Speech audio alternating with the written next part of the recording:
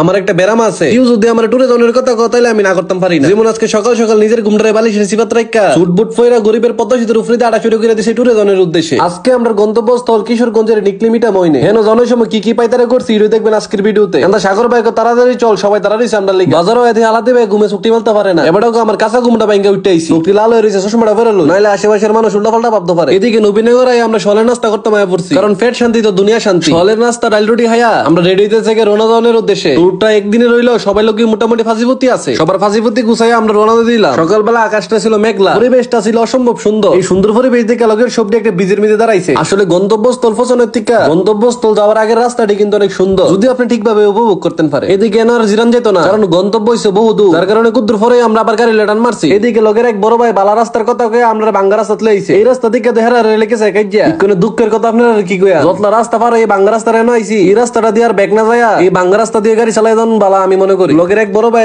সামনে বলে আরো বালা রাস্তা আছে, হেবাটার কথা আমরা মনে একটা আশা জাগাইলো। কিন্তু যে রাস্তা দিয়ে যাইতাছি জাকির ছুটে শরীরের গেডি গেডি সপ্তাহের পার্স একদম লড়িতেছে, মনে হইতেছে বাইকে না ঘুরাতে রাইড করতেছি। আর এই ঘুরে আমরা টুকুস টুকুস করে লই দিতেছে। বাঙ্গা রাস্তা পার হয়ে শরবতের রাস্তা, এটি কোনো জেনতেন শরবত না ফেয়ার শরবত। আর এরকম ফেয়ার শরবতের রাস্তা কি পরিমাণ ভয়ঙ্কর এটা যারা বাইক চালায় আর একমাত্র বুঝবো। আমি বাইকে থ্রটল দিতেছি আর কইতাছি আল্লাহ এই যাত্রা বাঁচাই দো, আর দিব না আমি রাস্তার মধ্যে আইতাম না। পিছনে ভাই সাগর ভাই কত হরু বের রাস্তা যদি এরকম আমি কইলাম বাইক কথা কোনো সময় কল্পনা কইরো না। কুদ্দুরের সামনে দনের পরে লগের এক বড় ভাইয়ের সেঞ্চুরি আছে, আই খাই রে মানুষ টুরে বাইরে রিফ্রেশমেন্টের লিগা। আর এন্ডা সমস্যা আমরা পিছনে ছাড়তাছে না, কিন্তু বাইকারদের সমস্যা এত বড় সমস্যা, কারণ একজন বাইকের সমস্যা হইলে লগের সব বাইকের সমস্যার সমাধান করে নিয়ে আগায়। এদিকে বাইরের গাড়িটা ফালতু ঠেলতে ঠেলতে একটা গ্যারেজ লইছি, পরে গ্যারেজ হলো কাহাত থেকে কোন রকমে সেন্টার লাগাইয়া আমরা পড়ছি ভৈরব এবং আশুগঞ্জের মাঝখানের মেঘনা ব্রিজে। আমার ছোটবেলার অনেকটা সুন্দর সময় কাটাইছি ব্রিজের নিচে, কিন্তু সময়ের পরিবর্তনে বহু বছর ধরে ব্রিজের নিচে আওয়া না। কেন দুর্জয় মূর্তিকা ঢুকে গেছি আমরা কিশোরগঞ্জের রাস্তা, কিন্তু আমার গাড়ি বেমান শুরু করে দিয়েছে আর যেতাম না। আবলা ভাই আমার কিছু খাওয়া কেন আলাদি ভাই এবার সুদর্শন ঘুমাটা লইয়া আমার ক্যামেরার সামনে কি লাল বেটকে দিয়েছে দেন না। বেটকে দিকে মনে হইতেছে এবার বই এবার রাতটা বিয়া করানোর অনুমতি দিয়েছে। এদিকে এবার দুষ্ট নজরে আমার গাড়ি ট্যাঙ্কের দিক চাই কয়টার কথা হবে বেশি হইলে কিন্তু রাস্তার মধ্যে ভূমি করে দিব। ভাইয়ের কথা আমার কেন না দিয়া আমার বাইকটারে নাহামো অব্দি হাওয়ায়া টানতে টানতে আমরা এবার দিকির বার ফেরি গাড়ে এনতিকে বলে আমরা বাইকটারে নৌকার মধ্যে উড়াইয়া পরে নিকলিতে লোন লাগবো। এই কথা হইনা তো আমার না এটা মোরসা মারছে, কারণ ভাই এনে চান যদি নৌকা হিলা লাগা আমি আনা হাতুরে বেঁচে যেতাম পারি, কিন্তু আবার বাইকটার কি হইব। আচ্ছা ব্যাপার না, বয়ের পরেই যাও যাকে কোনো সুন্দর করে বাইকটারে নৌকার মধ্যে উঠাইতে লই চলে। জিসিউন কাট 19 বিশুলে দিরিমদা নিচে পড়বো, কিন্তু আমি তো ফটো দিতাম না। যে বাইকটারে কাট থেকে নৌকার মধ্যে নামাইতাম গেছি সামনের চাকাটা ফরনের লগে লগে আমার আন্ডার বিলিটা কাটার মধ্যে লেগে গেছে। আই খাই খাই রে বাইঙ্গা ডাঙ্গা থাকা আমার কলজাটা ফেটে যাবে। যা কেটার কোনো রকম নৌকা উঠাইলাম, নৌকা উঠানোর পরে সবাই দিয়ে বেটাইতে মতো ঘুমটা দিলাইছে। কাহিনীটা কি এই রইতে বলে সবার স্ক্রিন টোন কালো হয়ে যাবো,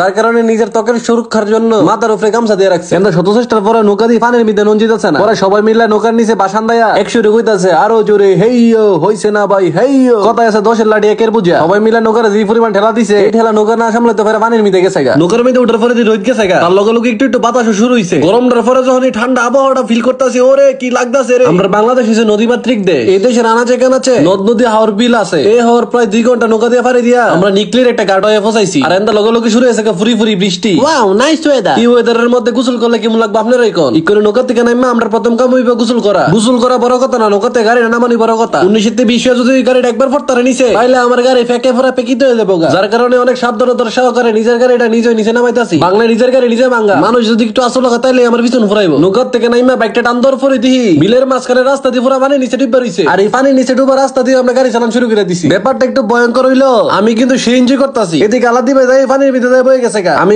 হারো তোমার আরামে বয়ে যাচ্ছি। করে টিডি ফুকির মতো ফাঁকা দানে পানির মাঝখানে আলায়া এবারে তোর মতো টিটফুটি আমার নেওয়া কথা দিবি শরীরের জোরে না ফলে সিস্টেম কিন্তু ওটা ঠিক বাসাই দিছি। পরে দিয়ে এবারে কাপ তিরিমি যাইতে পারতাছে না। আই খাই খাই রে কি কাম করে দিলা। এদিকে খেয়াল করে দিই আমার গাড়ির মধ্যে প্রচুর পরিমাণ ময়লা, কিন্তু আমার মন চাইলে এত সুন্দর একটা পরিবেশের মধ্যে সুন্দর পানি দিয়া আমার গাড়িটার গোসল করাইতো। আমরা বাইকের নিজের শরীরের ময়লা সহ্য করতে পারলেও গাড়ির শরীরের ময়লা কিন্তু কোনো রকম সহ্য করতে পারি না, যার কারণে গাড়ির একদম সিফাটিফা সবকিছু মরাই গোসল করে দিয়ে আসি। কথা আছে না দেহা দিয়ে বেহান আছে, আমার দেহা দিয়ে আমার লগের সবাই দিয়ে গাড়ি দশ শুরু করে দিছে। আচ্ছা হেরার মন চিন্তা যখন দুঃখ সমস্যা নাই, পানি দেয় সরকারিও। এদিকে গোসল টুসল করে আমরা যেতেছি গা নিকলি অষ্টগ্রামের আলপনা রাস্তা দিয়ে গাড়ি চালানোর লিগা। কুদ্দুর সামনে ইয়া বড় রাস্তার মধ্যে উঠে গেছে গা, আমরা জাহাজ দেখার লাভ নাই, আমরা এই আলপনা রাস্তা দানের লিগা। এই আলপনা রাস্তার মধ্যে বাইক চালানোর সময় আমরা দুই রাস্তা মধ্যে ডানাটা মিলা দিছি। গাড়ির স্পিডটা একটু বেশি থাকলে ডারে ঘুরে গেলাম কইলে। কিশোরগঞ্জের সব থেকে সুন্দর রাস্তা নিকলি অষ্টগ্রামের এই আলপনা রাস্তাটা। রাস্তার দুই পাশে হাওর থাকার কারণে রাস্তাটার সৌন্দর্য কিন্তু আরো বেশি বাইরে গেছে। কিশোরগঞ্জের আলপনার এই রাস্তার দেহনের লিগা পর্যটকের উপস্থিতি দেখছি একদম সফরের মতো। আপনি কোন কিশোরগঞ্জের এই রাস্তা গেছেন কিনা অবশ্যই কমেন্টে জানাই। তো আজকের ভিডিওটা এখন যদি ভিডিওটা কেমন হচ্ছে অবশ্যই কমেন্টে জানাই। ভিডিও যদি ভালো লাগে থাকে অবশ্যই শেয়ার করে দিন। যারা যারা আমার পেজটা কোনো ফলো করছেন না তাড়াতাড়ি ফলো করে দিয়ে। দেখা হইতেছে নতুন আরেকটি ভিডিওতে। ততদিন ভালো থাকুন, সুস্থ থাকুন, নিজের দামি জিনিসের খেয়াল রাখুন। আল্লাহ হাফেজ।